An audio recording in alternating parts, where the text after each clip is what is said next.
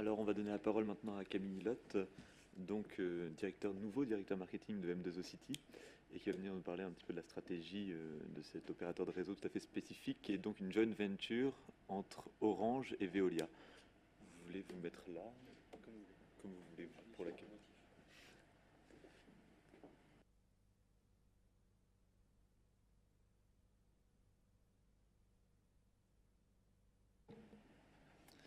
Bonjour à tous, merci de me recevoir. J'ai pas pu être avec vous ce matin, je le regrette parce que les débats de cet après-midi sont très intéressants, les présentations également. Je vais effectivement vous présenter un peu ce qu'on fait. On n'est pas forcément l'acteur le plus connu qui est intervenu cet après-midi, donc je vais essayer d'être relativement clair là-dessus, vous donner un exemple d'application de ce qu'on peut faire avec les solutions qu'on propose, et puis dans le cadre de la thématique de la journée d'aujourd'hui, essayer de donner un peu de visibilité sur notre manière de voir les choses sur ce sujet de l'urban data. C'est moi qui change les slides.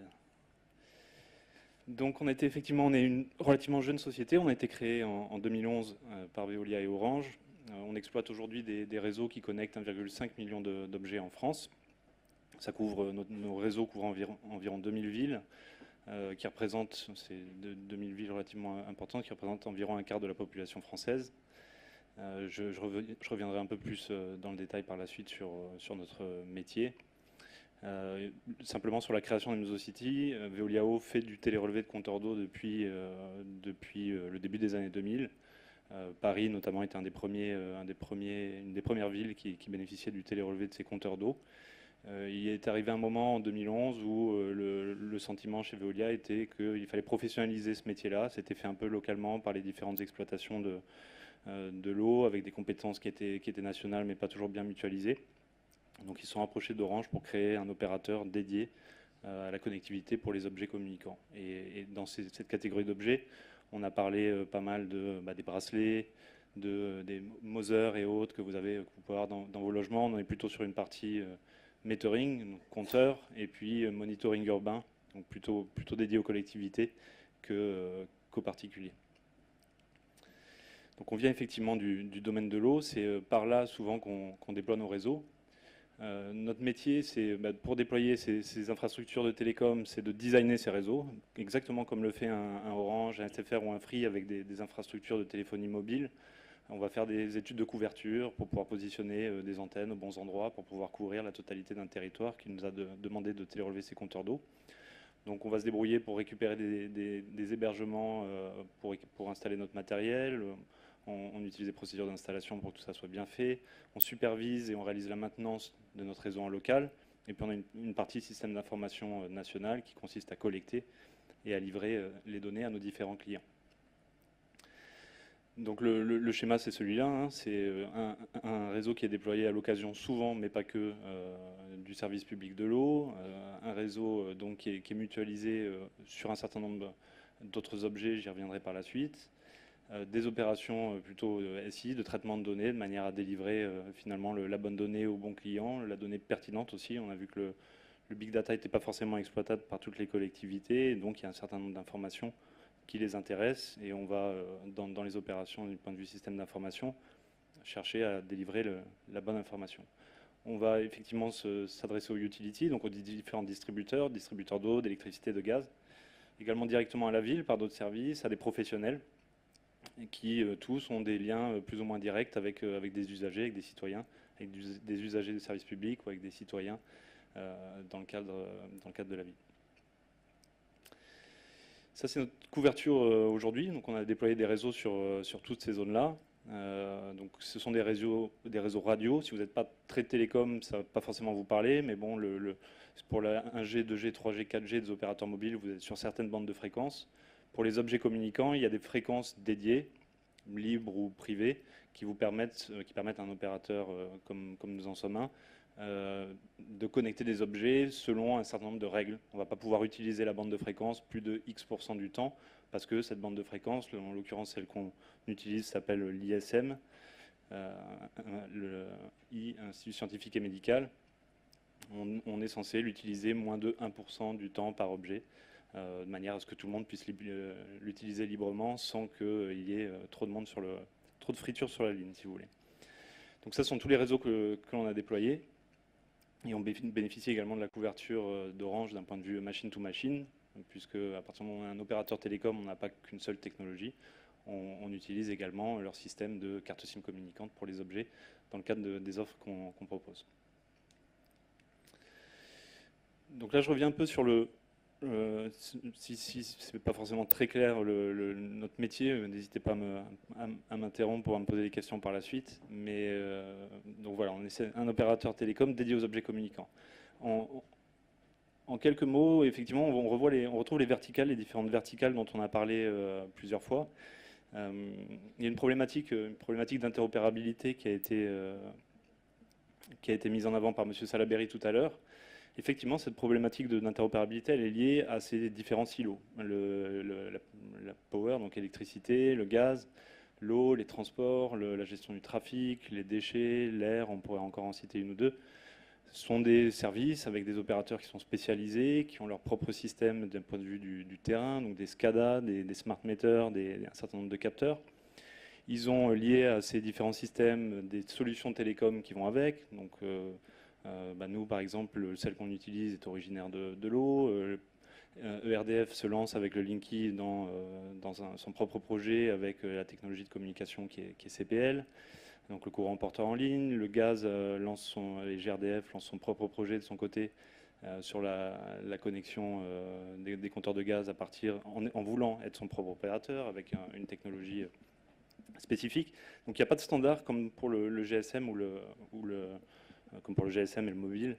Il n'y a pas de standard qui a émergé à ce niveau-là. Il y a X fabricants technologiques qui s'affrontent à travers notamment certains opérateurs qui ont acheter ou nouer des partenariats forts avec certaines de ces entreprises de technologie, de fournisseurs technologiques de solutions télécom. Pardon.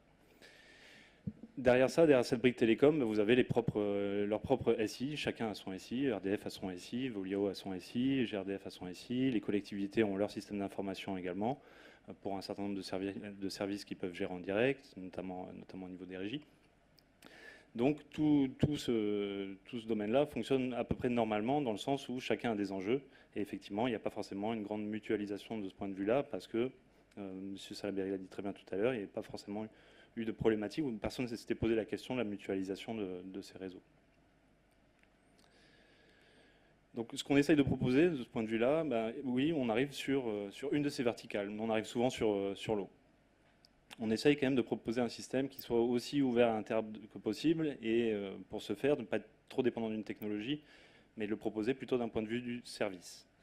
Donc l'eau, dans les catégories de services qu'on peut adresser, il y a bien sûr l'eau, le gaz. On fait un peu d'électricité à l'occasion sur des bâtiments publics. On ne fait pas d'électricité de masse puisque de toute façon on n'est pas prestataire pour RDF pour télérelever leur compteur. Donc c'est une première cible pour nous, c'est ce télérelevé de masse qui nous permet de couvrir la totalité d'un territoire. À partir de là, on va pouvoir proposer à un exploitant un certain nombre de services pour mieux exploiter son réseau. Toujours à partir de cette même solution télécom. Pouvoir collecter des odeurs sur les réseaux d'assainissement, par exemple, qui génèrent des odeurs, mesurer des niveaux également dans les réseaux d'assainissement pour prévenir d'un certain nombre de problématiques qui peuvent y apparaître. Mesurer la pollution ou la qualité plutôt de l'eau potable, mesurer des rendements, détecter des fuites, et j'en passe un certain nombre. On va proposer donc de connecter à nos réseaux un certain nombre de capteurs de plus qui vont permettre à un exploitant de mieux exploiter son réseau, à un opérateur de service public de mieux exploiter son réseau. Au-delà de ça, la couche du dessus, qui là sort un peu du domaine des opérateurs de services publics ou des délégataires de services publics, toutes les problématiques des bâtiments. Vous êtes là dans une vraie logique de ROI, les propriétaires de patrimoine immobilier, que ce soit les collectivités, que ce soit les foncières, les bailleurs, ont des problématiques à gérer correctement un grand parc de bâtiments où il n'y a pas forcément des personnes à tout niveau. Donc en plus des données d'eau, de gaz ou d'électricité, vous allez pouvoir récupérer à distance des informations sur le chauffage, sur la température, sur la qualité d'air ou le confort.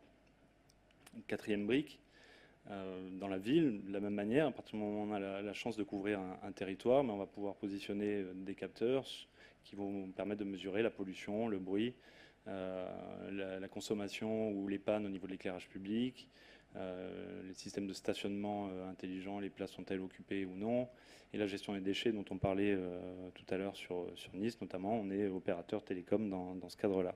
Je ne pourrais pas vous répondre, monsieur Hello, sur comment sont cryptées les données. Je serais obligé de vous reporter à mon DSI. Et... Si elles le sont, c'est déjà bien. je ne crois pas qu'elles soient cryptées. Par contre, il faut quand même maîtriser un minimum la technologie, effectivement, pour les récupérer. Et après, pour piéger l'opérateur et lui montrer que les conteneurs de déchets sont pleins au lieu qu'ils soient vides, c'est encore un autre sujet, mais je n'irai pas là-dessus parce que je ne pourrais pas vous répondre. Donc voilà, un certain nombre de services et se pose effectivement sur toutes ces verticales la question de la transversalité entre ces différents services. Donc il n'y a pas que les grandes villes qui bénéficient de ce type de système. On a beaucoup parlé de Nice, de Lyon, de Paris qui sont très en pointe sur ces sujets-là. Je vais vous montrer un petit exemple de cas d'application sur une petite ville dans le Cher qui fait une dizaine de milliers d'habitants, qui nous a fait confiance sur la partie télérelevé des compteurs d'eau, avec qui on a eu des échanges sur ces autres problématiques énergétiques, de gestion urbaine de la ville, et sur lesquels on a déployé un certain nombre de nos systèmes. Donc sur la partie compteur d'eau, on a parlé pas mal, je ne vais pas m'étendre là-dessus. Effectivement, c'est pour l'usager la mise à disposition de ses consommations sur Internet, être alerté en cas d'anomalie de consommation, disparition des factures estimées, donc éviter les différentes problématiques qu'on peut avoir à ce niveau-là.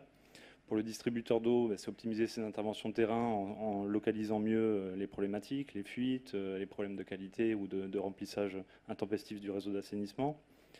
Amélioration de la qualité de service à l'usager avec les différentes briques qu'on a vues au-dessus, et puis l'amélioration du rendement du réseau, donc toujours ce sujet d'optimiser la ressource dont on bénéficie. Au niveau des bâtiments, c'est le suivi des consommations, des différents types de consommation. On peut avoir du gaz, de l'électricité. On avait parlé de contrats de sous-traitance où on va effectivement donner la gestion d'un parc de bâtiments à un prestataire qui va gérer ça selon, on va dire, en bon père de famille, mais sur lequel on n'a pas toujours le contrôle. Donc on s'est quand même rendu compte qu'il y avait des salles, notamment sur un parc d'exposition, qui étaient chauffées jusqu'à 4 degrés supérieurs à 21 degrés, donc jusqu'à 25 degrés pendant la nuit. Donc ça fait quand même des économies substantielles sur la collectivité à partir du moment où ils se sont rendus compte de ce phénomène-là, à moins que le capteur de température ait été hacké. Mais ça, c'est un autre sujet, enfin je crois pas. Donc effectivement, avec 1 degré, on gagne jusqu'à 7% de notre consommation énergétique, donc 7% par degré de la consommation énergétique, donc c'est assez phénoménal. Cet exploitant coupait le gaz également toutes les nuits, donc était obligé sur un autre bâtiment, pas le même, donc ce qui l'obligeait à avoir un appel de puissance très élevé, une surconsommation au niveau du gaz à chaque fois qu'il redémarrait le système. Donc un certain nombre d'économies assez directes ont pu être mises en valeur au niveau du parc de bâtiments de cette collectivité. On a détecté également 1 ou 2 fuites, ça permet un meilleur pilotage de ses budgets, et puis la collectivité s'est lancée à partir de ça sur l'obtention des certifications 14001 et 50001. Et sur les solutions propres à la ville, donc ils ont mis en place un système de suivi des nuisances sonores et de pollution sur une base de loisirs qu'il y a dans cette zone-là. Et donc, il leur permet de garantir aux gens qui vont prendre l'air le week-end ou qui viennent visiter la ville que les conditions dans lesquelles ils sont reçus sur cette base de loisirs sont bonnes. Donc, comment se fait tout ça? Vous avez un certain nombre d'exploitants pour ces sujets-là. Donc, vous avez droit, en tant qu'usager, à un portail usager sur lequel vous pouvez voir vos consommations. Le distributeur d'eau, lui, a accès à des différentes informations qui concernent son réseau pour optimiser son exploitation. La partie bâtiment public, elle a son propre portail pour vérifier que les consommations sont bonnes ou qu'on a un certain nombre d'indicateurs qui permettent de vérifier qu'on est sur des bons ratios de kilowattheure par mètre carré en fonction des usages, des fonctions des différents bâtiments, et un portail en ligne pour vérifier la qualité de l'air et le niveau de bruit de cette base de loisirs. Donc on fait pas tout ça tout seul, hein. On est sur la brique télécom, on travaille avec des partenaires sur chacun des sujets, des gens qui fabriquent des capteurs, des gens qui fournissent des solutions de restitution, qui réfléchissent chacun à leur niveau sur la bonne utilisation, ou quel est le bon portail, le bon capteur pour tel ou tel usage.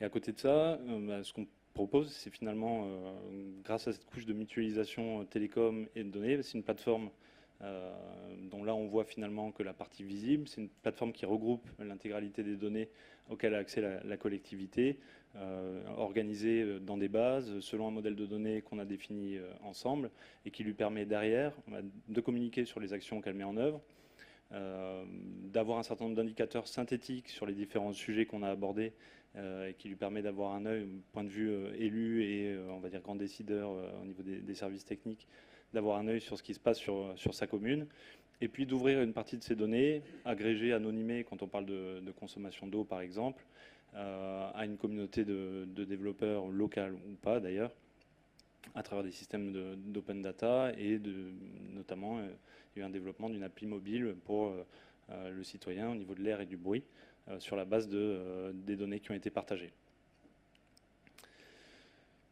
Donc effectivement, on est sur un certain nombre de services qui sont de plus en plus smart, où on a besoin d'optimiser sur chacune de ces verticales les systèmes, parce qu'on est dans des logiques d'économie, parce qu'on est dans des logiques de performance et de compétition à tous les niveaux.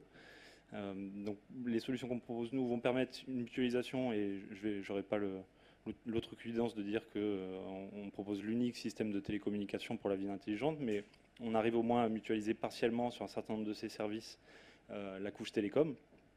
Je pense que c'est déjà un objectif dans ce contexte où il n'y a pas de standard qui a encore émergé aujourd'hui. Et puis au-delà de ça, effectivement, mettre à disposition les données de manière aussi simple que possible, parce que quand on n'est pas sur une très grande collectivité qui va potentiellement avoir les moyens de travailler avec IBM ou avec un des grands de ce secteur-là, vous n'avez pas forcément les moyens d'investir dans une plateforme très lourde, donc effectivement des systèmes cloud sur lesquels vous allez avoir accès notamment aux données que nous collectons, sur lesquelles vous allez pouvoir brancher un certain nombre d'autres flux, en ouvrir certains quand vous considérez que c'est de l'open data, en administrer la gestion quand ce n'est pas le cas, et proposer des services innovants, même à l'échelle d'une petite ville. Voilà en deux mots ce que nous faisons et un exemple sur une petite collectivité.